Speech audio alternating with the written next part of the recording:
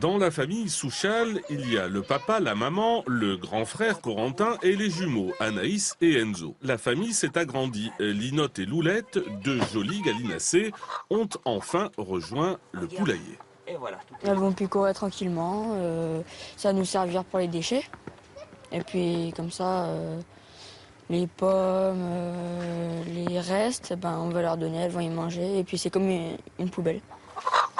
C'est de la pédagogie aussi pour les enfants, pour l'environnement. Ils sont sensibilisés au tri au travers de l'école et d'une opération qu'ils ont déjà fait l'année dernière. Donc c'était dans la continuité de cette opération de sensibilisation. Pour bien s'occuper donc à la fois des poules et bien savoir qu'est-ce qu'il faut leur donner et comment il faut les choyer.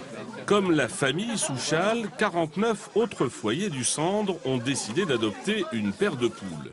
L'objectif est de réduire ces déchets et d'obtenir des œufs ultra frais, mais aussi de tisser des liens. C'est Paulette et Lola.